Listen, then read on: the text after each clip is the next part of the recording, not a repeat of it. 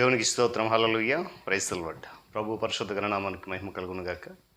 క్రీస్తునందు ప్రియులారా, దేవుడు తన మహాకృపను బట్టి మనకు నూతన ఉదయకాల సమయంలో వేక్కున లేచి ఆయన పాద సముఖంలో ఆయన నామాన్ని స్తుతించగలిగే చక్కటి అవకాశాన్ని మనందరికీ అనుగ్రహించిన అందరిని బట్టి ఆయన ఉన్నతమైన పరిశుద్ధ నామములో ఘనత మహిమ ప్రభావాలు చెల్లిస్తున్నాను. క్రీస్తునందు ప్రియులైన దైవజనులు, స్నేహితులు, విశ్వాసులు, సహోదరులు ఈ కార్యక్రమాన్ని వీక్షిస్తున్న ఆత్మీయులందరికీ యేసుక్రీస్తు వారి ఉన్నతమైన నామంలో ఉదయకాల శుభములు మరియు వందనాలు తెలియజేస్తున్నాను. బాగున్నారా?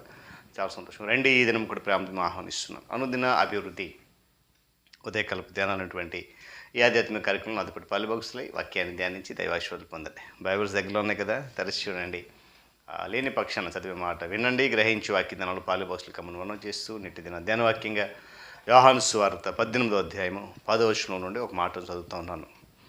సీమోను పేతురు వద్ద కత్తి ఉండినందున అతడు దాన్ని దూసి ప్రధాన యాజకుని దాసుని కొట్టి అతని కుడి చెవి తెగ నరికెను. దేవుడు తన పరిశుద్ధ లేఖన మాటను మనకు దీవించును గాక. తలలోంచి కన్ను మూసుకుని ప్రార్థన. మహోన్నతుడా, ప్రేమగల తండ్రి, వందనాలు.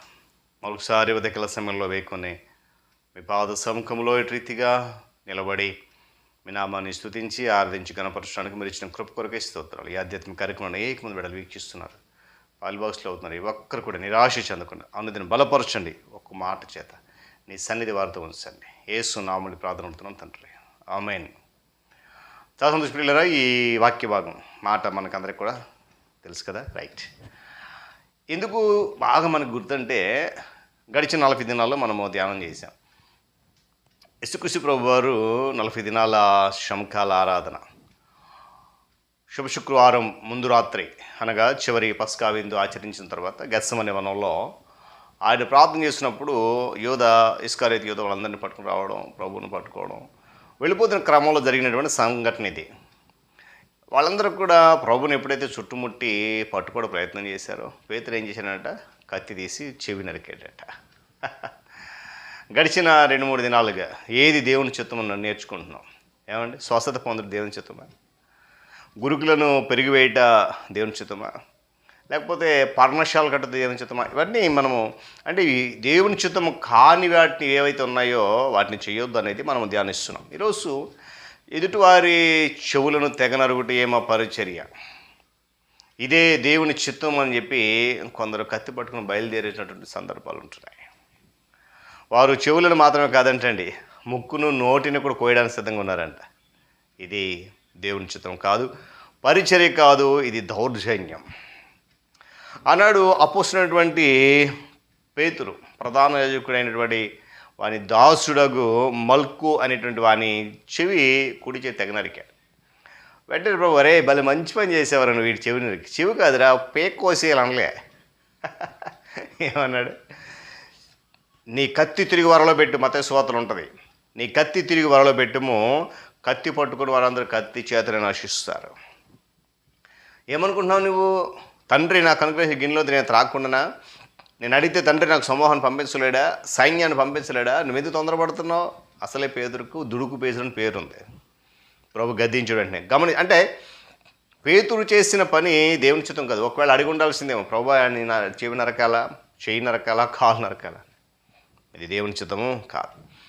గమనించిన పిల్లరా, ఇక్కడ మరొక మాటని జ్ఞాపకం చేయకుండా, కత్తి కంటే క్రూరమైనది మన నాలుకే. మనం పలికే ప్రతి మాటను బట్టి సహవిశ్వాసులు, సేవకుల హృదయాలు కొందరు బ్రద్దలు చేస్తున్నారు, సేవను పాడు చేస్తున్నారు. అపోస్తలుడైన పౌలు హెచ్చరిక మనం చూస్తే, అయితే మీరు ఒకరినొకడు కరుచుకొని భక్షించినడలా మీరు ఒకరి వలన ఒకడు బొత్తిగా నశించిపోదురేమో చూసుకోండి అన్నాడు గలతీ సంఘానికి రాస్తూ.